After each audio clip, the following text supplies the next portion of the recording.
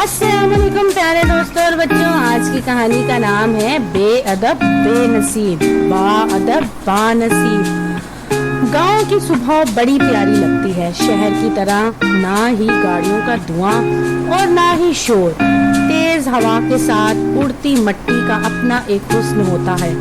हसन और हुसैन दोनों भाई स्कूल की गर्मियों की छुट्टियों में अपनी खाला के घर मिलने के लिए आए। इनकी खाला गांव में रहती थी।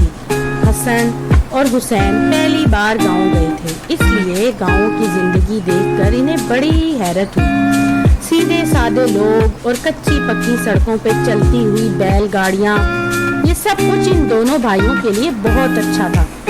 हसन और हुसैन पढ़ाई में भी बहुत तेज थे और खूब जहानत की बातें करते। गांव के लोग इनकी जहानत से भी काफी मुतासिर हुए। दोनों भाई बड़ों का अदब करते और बुजुर्गों को इस बात का एहसास फौरी तौर पर हो जाता था कि दोनों भाई बहुत तमीज वाले बच्चे हैं। शाम के वक्त गांव में एक जगह पर गांव के छोटे बड़े मिलकर बैठे हुए थे। इसी दौरान गांव के एक बुजुर्ग कहने लगे, भाई इन दोनों बच्चों की फर्मा बरदारी देखकर दिल बहुत खुश हुआ है। वाकई छोटी उम्र के हैं मगर बड़ों का अदब करना खूब जानते हैं। दूसरे बुजुर्ग ने कहा, जो अच्छा होगा वही अच्छा ही पाएगा और जो बड़ों का अदब ना करे वो बदनसीब और महरूम ही रहता है। जबकि बुजुर्गों का अदब करने वाला बामुराद और बानसीब होता है।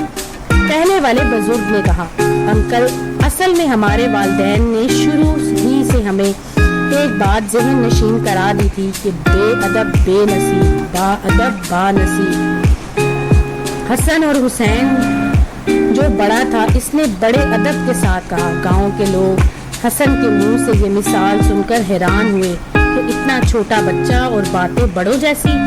फिर सभी गांव वालों ने हसन और हुसैन की फर्माबरदारी और जहानत के कायल हो गए। तो दोस्तों, अगर आपको ये कहानी पसंद आए तो मेरे चैनल को लाइक और सब्सक्राइब जरूर कीजिएगा।